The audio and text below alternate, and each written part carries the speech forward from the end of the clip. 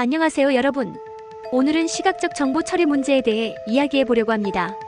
눈으로 보는 정보가 잘 이해되지 않아요. 간판이나 지도를 볼 때도 헷갈리고 이로 인해 불편합니다. 이러한 어려움을 호소하는 분들이 적지 않죠.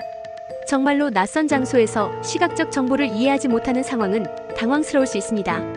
할아버지나 할머니가 이런 문제를 겪는다면 그 기분이 얼마나 힘든지 잘 알겠어요. 시각적 정보 처리 문제는 여러 증상으로 나타납니다. 먼저 낯선 장소에서 주위의 시각적 정보를 이해하지 못하는 경우가 많고 지도의 방향을 올바르게 해석하지 못하는 일도 자주 발생합니다. 간판이나 메시지를 읽고 이해하는 데 시간이 걸리며 시각적 자극에 대한 반응이 둔감하거나 혼란스럽게 느껴지기도 하죠. 색상이나 형상을 파악하는 데도 어려움을 겪을 수 있습니다.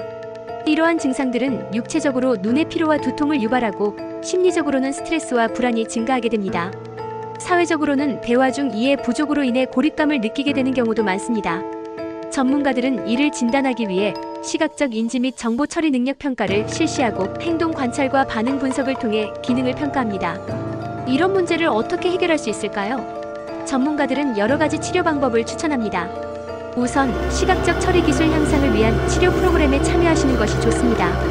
간단한 지도를 읽고 해석하는 훈련이나 사진과 그림을 통해 개념을 이해하는 훈련도 도움이 될 수 있습니다. 또한 시각적 주의력을 높이기 위해 게임이나 다양한 활동을 통해 소통하는 것이 효과적입니다. 심리 상담을 통해 정서적 지원을 받는 것도 중요한 방법입니다.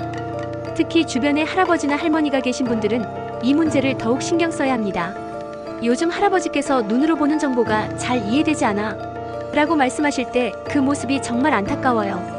간판이나 지도를 볼 때 헷갈려 하시는 모습을 보면 얼마나 불편하실지 쉽게 상상할 수 있습니다. 이런 상황은 절대 농담으로 넘길 수 있는 것이 아닙니다.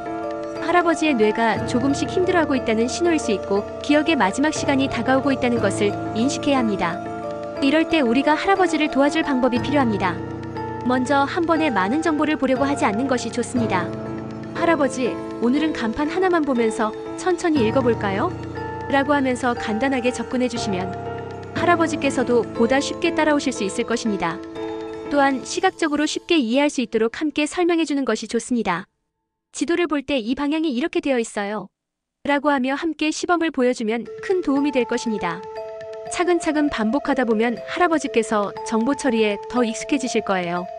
마지막으로 시각적 정보 처리 문제에 관해 자주 묻는 질문들을 몇 가지 정리해 보겠습니다. 첫 번째 질문은 시각적 정보 처리 문제는 노화의 자연스러운 과정인가요? 입니다. 어느 정도 맞지만 적절한 개입과 훈련이 중요합니다. 두 번째는 정보 처리 능력을 어떻게 향상시킬 수 있나요? 라는 질문으로 시각적 자극을 조금씩 노출시키고 연습하는 것이 효과적입니다. 세 번째 질문은 전문가에게 언제 도움을 요청해야 하나요? 입니다. 문제가 지속되고 일상생활에 지장을 주면 즉시 상담하는 것이 좋습니다. 네 번째는 가족은 어떻게 지원할 수 있나요? 라는 질문으로 감정적 지지와 함께 간단한 연습을 함께하는 것이 필요합니다. 마지막으로 자가치료는 효과가 있을까요? 라는 질문은 지속적인 연습과 긍정적인 피드백이 큰 변화를 가져올 수 있습니다. 오늘은 이렇게 시각적 정보 처리 문제에 대해 이야기해 보았습니다. 여러분도 할아버지, 할머니와 함께 소중한 기억을 잘 만들어 가시길 바랍니다. 감사합니다. 다음에 또 만나요.